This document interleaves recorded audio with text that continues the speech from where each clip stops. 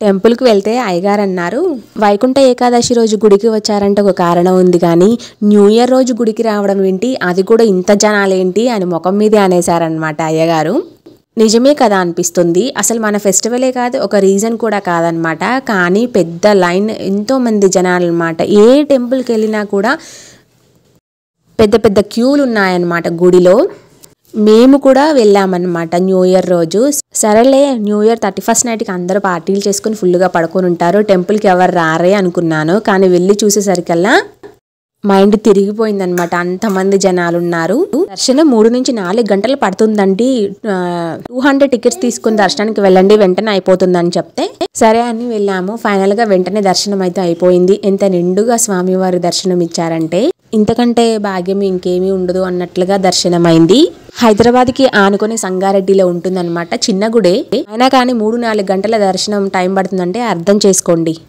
చక్కగా దర్శనం అయిపోయిన తర్వాత ఇక ఫోటోషూట్ కార్యక్రమం పెట్టుకున్నాం అన్నమాట. పిల్లలతో ఫొటోస్ కొన్ని తీసుకున్నాము. ఏ గుడికైనా వెళ్ళినా ఎక్కడికి వెళ్ళినా మనకి గుర్తుండేది ఫొటోసే కదా. అలా అని విపరీతంగా దిగకుండా మెమొరీగా కొన్ని తీసుకుని అలా పెట్టేసుకున్నాము.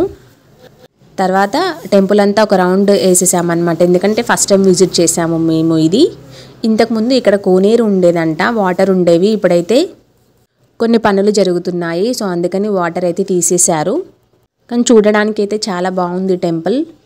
అండ్ ఆ తర్వాత సేవలలో మించినది గోసేవ అన్నమాట. మనం గోసేవ చేయకపోయినా అట్లీస్ట్ గోవులని సాదే వాళ్ళకైనా మనం డబ్బులు ఇవ్వాలి. అండ్ ఇక్కడ చూస్తున్నారు కదా బిందెపాము అనమాట.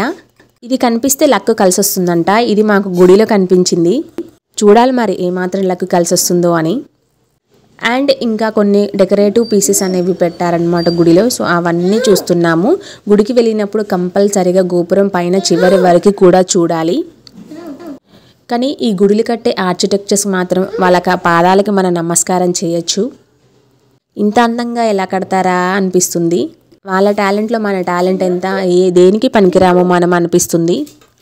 మా బాబు నేను సేమ్ బ్లూ కలర్. ఇక తర్వాత కొన్ని డెకరేటివ్ పీసెస్ గాడ్ ఐడల్స్ కొన్ని ఉంటే అవన్నీ చూస్తూ ఉన్నామన్నమాట. సో మీరు ఇంకా ఎవరైనా సంగారెడ్డిలో దగ్గరలో ఉంటే ఈ టెంపుల్ ఒకసారి విజిట్ చేయండి. చాలా బాగుంది, చాలా పెద్దగా ఉన్నాడు దేవుడు. అండ్ ఇంకా లాస్ట్కి ఇంటికి వెళ్ళేటప్పుడు లైన్ చూడండి, చాలా పెరిగిపోయింది. అప్పుడు వచ్చేసి టైం 1 o'clock ఏమో అవుతుంది. అప్పటికి కూడా అంత పెద్ద లైన్ ఉందన్నమాట. ఇంకా టెంపుల్కి వెళ్ళామంటే పిల్లలు చెరొకటాయి పట్టుకోవాల్సిందే కదా. గుడికి వెళ్తే ప్రసాదం తీసుకొస్తామో లేదో కానీ బొమ్మలు మాత్రం కంపల్సరీ అనమాట. సో ఈ విధంగా న్యూ ఇయర్ రోజున మా దర్శనం అయింది. చూడండి ఎంత నిండుగా, ఎంత వైభవంగా, ఎంత కలకలగా ఉన్నాడో ఆ గోవిందుడు. నచ్చితే ప్లీజ్ లైక్.